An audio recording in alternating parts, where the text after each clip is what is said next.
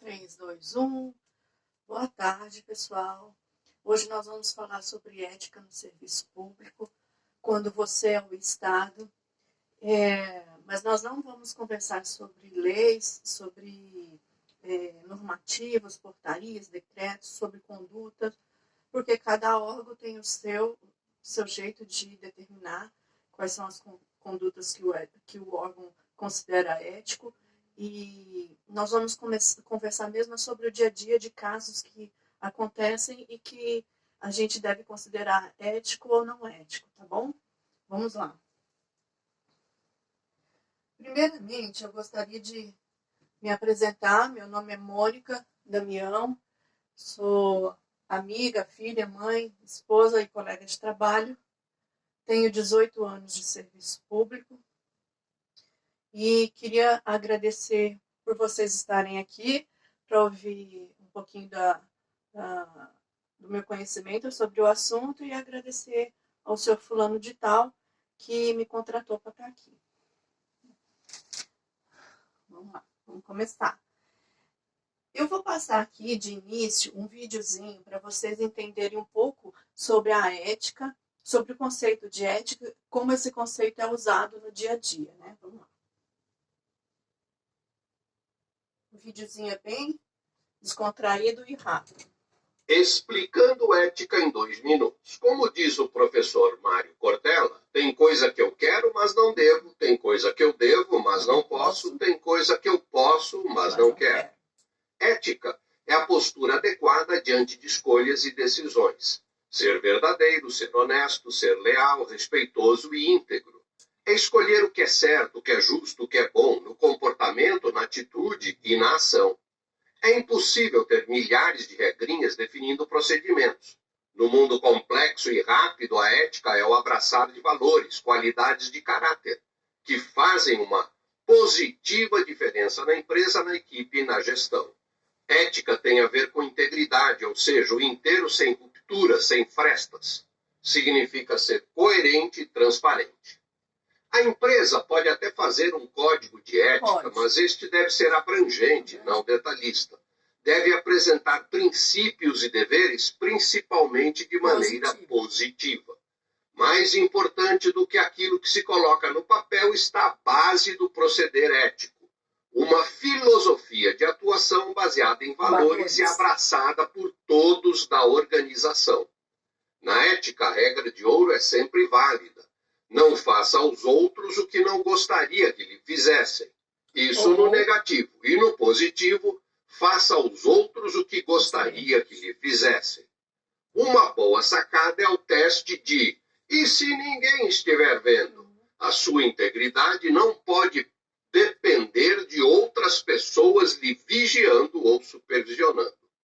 Quando em dúvida a respeito de uma decisão, divida a responsabilidade. E uma última recomendação, como diria Anita Roddick, ser bom é bom para os negócios. Então é isso, vamos lá. Continuando, quero colocar aqui para vocês. Opa.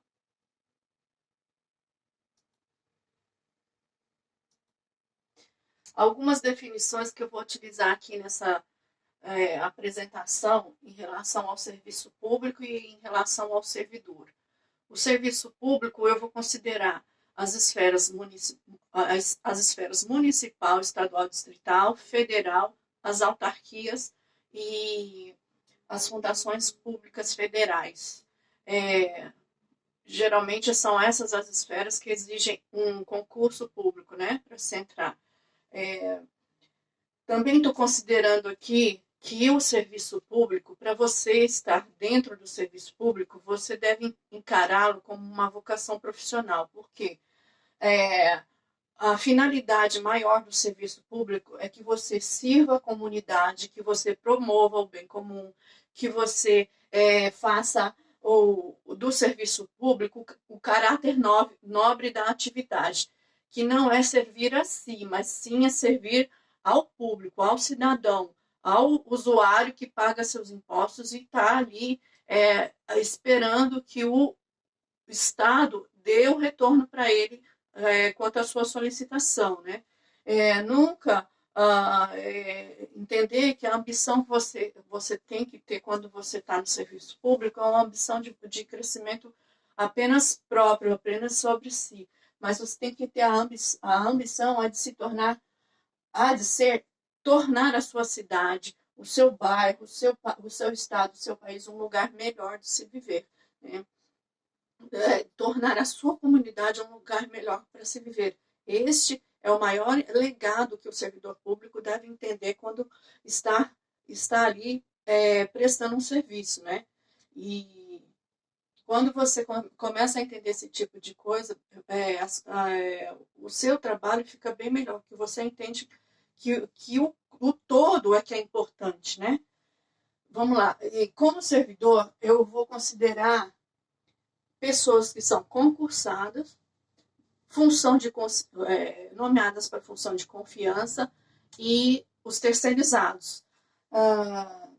Todas essas pessoas, a gente considera que que eu vou chamar de servidor, a gente considera que deve ter profissionalismo, imparcialidade, objetividade, decoro, agir corretamente, probidade, agir com honradez e justiça e integridade, ser incorruptível e executar atos irrepreendíveis. Vamos pensar aqui no seguinte, todos esses itens que eu coloquei aqui já estão dentro de nós, assim, já tem que estar dentro do ser humano mesmo. Você ser profissional, imparcial, você agir com honradez e justiça, você agir, ser uma pessoa incorruptível, fazer atos irrepreensíveis, isso não é só no serviço público, isso é na nossa comunidade, isso é no trabalho da iniciativa privada, no relacionamento, né? Então, essas características já tem que estar dentro da gente quando a gente entra para o serviço público, quando a gente permanece no serviço público durante 10, 20, 30 anos, você tem que estar sempre ali com essas características dentro de si, para entender que você está ali para servir ao público e de uma forma honrada, de uma forma com probidade, né? Sendo honesto. É isso, né? Vamos lá, vamos continuar. A busca pela estabilidade. Aqui eu vou tratar de saindo da iniciativa privada e entrando no serviço público, no meu caso, como que foi que aconteceu, né? Como eu entrei no serviço público. Eu tinha lá minhas 10 anos de experiência na iniciativa privada, inúmeras realizações de curso de atualização na minha área de atuação, inúmeras participações de seminários, de congresso, mas nada disso garantia estabilidade. O comportamento, ele manda muito no trabalho, né? E a idade estava avançando. Eu tinha muitas relações, muitas dificuldades nas relações interpessoais. Eu era aquela pessoa, eu ainda sou, mas eu já melhorei muito, aquela pessoa que daquele personagem Tolerância Zero, e eu gostava de falar a verdade na cara das pessoas, e eu entrei no serviço público desse jeito. Por eu ser assim, eu tive muitas dificuldades de manter empregos, né, na iniciativa privada. Eu tinha um medo constante de ser dispensada, ficar desempregada, porque era eu e Deus, Deus e eu. Com o avanço da idade, comecei a buscar estabilidade financeira. Eu comecei a estudar para concurso público, já tinha mais de 35 anos, já tinha 38, por aí. Entrei no serviço público com soberba, pensava assim, eu vou prestar concurso público, não vou dever favor para ninguém, porque aquela vaga ali fui eu que conquistei, então todo mundo vai ter que me engolir. E também entrei com uma certa inocência, né? Achando que era só bater carimbo, só fazer uma coisinha aqui, tirar um xerox, né? E depois ir embora. Ah, com o passar do tempo, a gente aprende que as coisas não são assim, que isso não é só no serviço público, né? Mas em qualquer atividade que a gente vai fazer que tenha uma relação interpessoal. Você, as pessoas não é obrigada a aguentar as suas verdades, as pessoas não são as pessoas não são obrigadas, né, a aguentar é, o seu modo de vista, o seu ponto de vista da situação. ah, e se você não tem paciência, as pessoas não são obrigadas, né, a aguentar a sua falta de paciência. Hum, aprendi rápido também que serviço público não é só bater carimbo, não é só tirar uma xerox, uma cópiazinha ali, né, um xerox.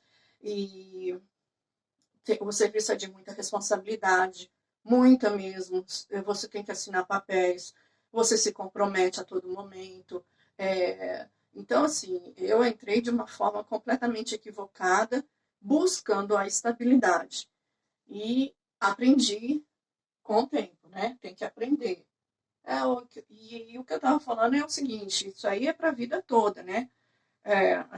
Ninguém, não, nos relacionamentos, né, marido, mulher, irmão, mãe, é, amigos, ninguém é obrigado a aguentar seus mau humor, sua falta de paciência, suas verdades, né, você fica falando e tal, né, tudo tem seu tempo, tem seu jeito, é, e isso aí a gente tem que aprender, tem que trabalhar bastante essa soberba minha que eu tive que engolir, eu que tive que engolir, né?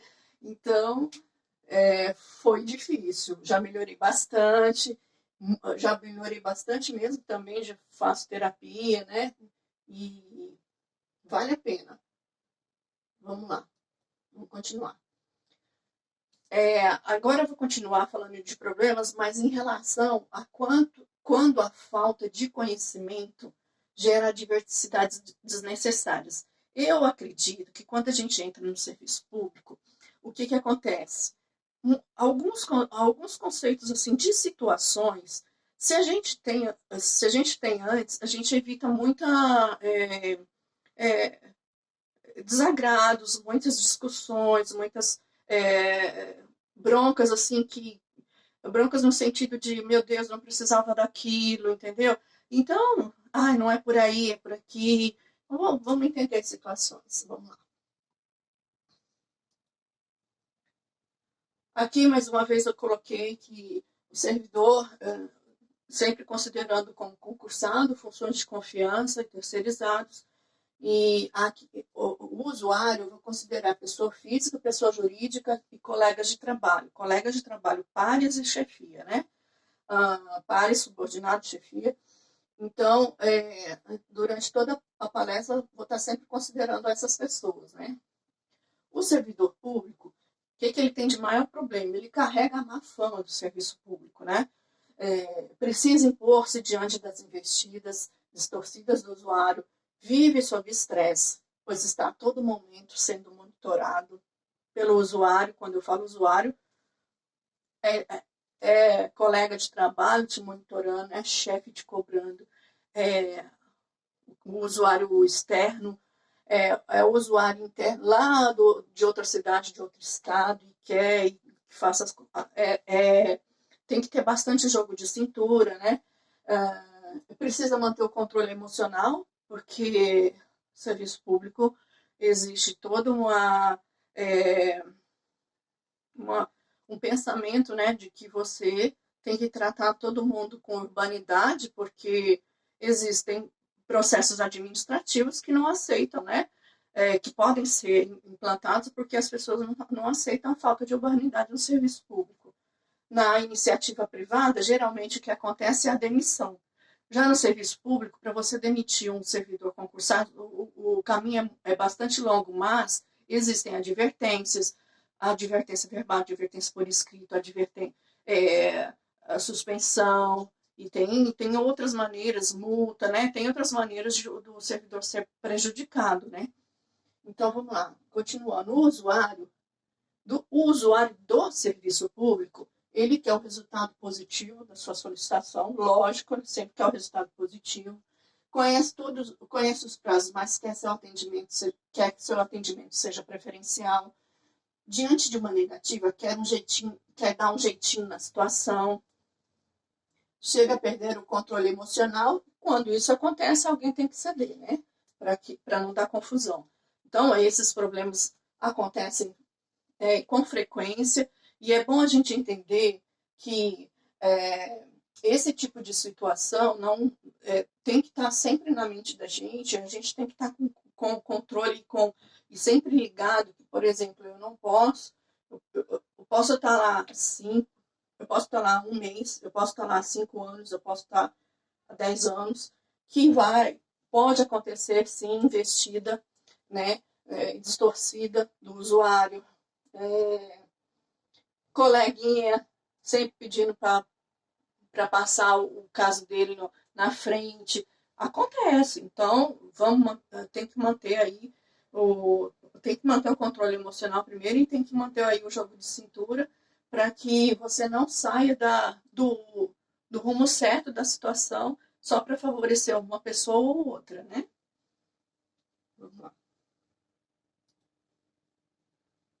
Eu gosto de explicar também quais os tipos de chefe e quais os tipos de subordinado que a gente tem no meu consentimento, porque quando você entende isso, você começa a entender várias situações que aconteceram no dia a dia do seu trabalho que poderiam ter sido evitadas. Quer ver? Vamos lá. Chefe autônomo, aquele que sabe o que faz, executa as tarefas sozinho, por isso não demanda serviço ao subordinado.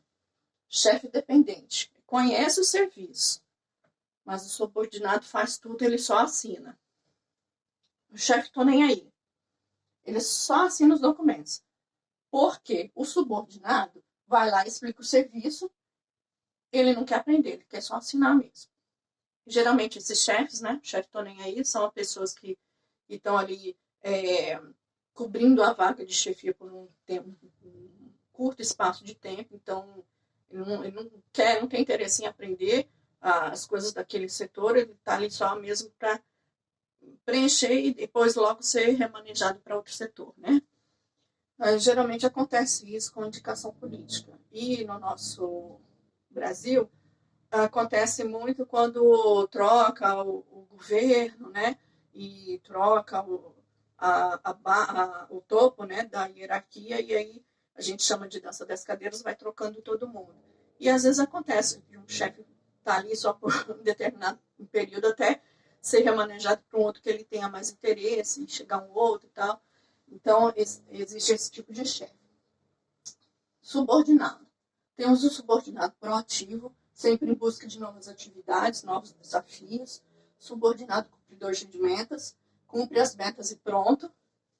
Subordinado tô nem aí, só enrola o serviço. Está ali porque passou no concurso ou foi indicado por alguém, né? Indicações também tem, né? Por que eu considero importante você ter esses conceitos em mente? Porque um chefe autônomo, por exemplo, que faz tudo, ele mesmo assina, ele mesmo produz os documentos, ele mesmo redige os despachos, e ele mesmo assina, e ele manda para frente, trabalha super bem com um subordinado, tô nem aí.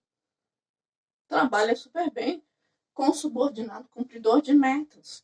O cumpridor de metas vai ali, faz o servicinho dele e vai embora. Vai ali, faz o servicinho dele e vai embora. O tô nem aí não faz nada, né? Então, tá nem aí mesmo, mas o chefe faz tudo, beleza, então dá certo. Já o subordinado proativo, às vezes dá conflito, porque o proativo ele vai fazendo, vai acontecendo, as pessoas começam a demandá-lo em vez de demandar ao chefe, né? E ele tem que tomar muito cuidado para não acontecer de ele sobrepor a hierarquia do chefe diante de algumas ações, né? Porque ele quer ajudar, ele quer fazer, ele quer acontecer, e aí tem que tomar muito cuidado, porque chefe é o chefe, né? Então, por mais que você seja proativo, você tem que tomar cuidado para não sobrepor a hierarquia mesmo, que isso é muito grave e não deve acontecer, né? O chefe dependente, ele trabalha bem com o chefe proativo, ele sabe que o proativo está fazendo as coisas tudo, ele conhece o serviço, ele sabe que o proativo está fazendo as coisas certas ou não, mas ele gosta mesmo é só de assinar. Então, o chefe dependente, o proativo é perfeito.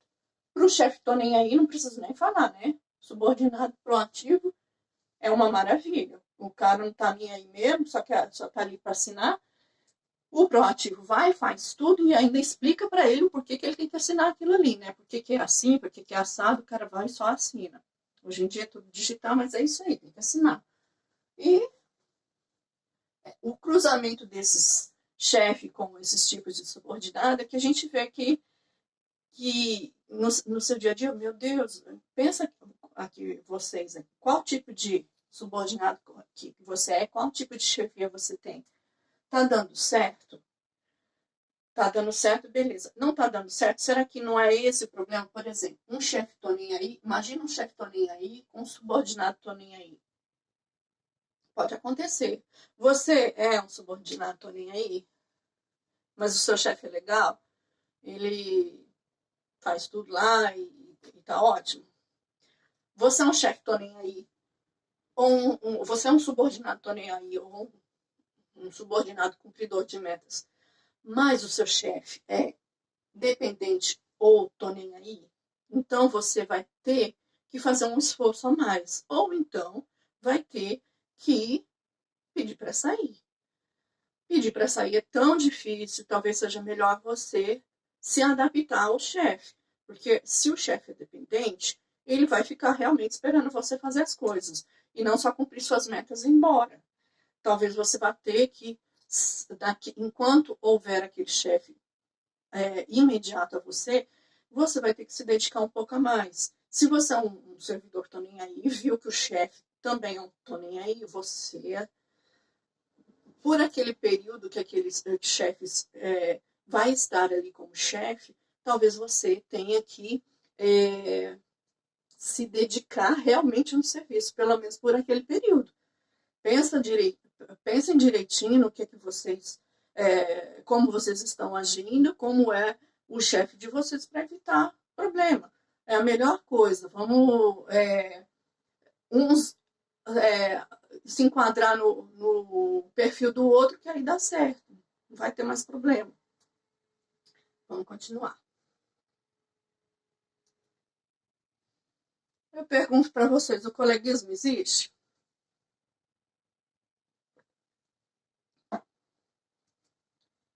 Eu vou aqui falar para vocês, vamos ver se o coleguismo existe mesmo.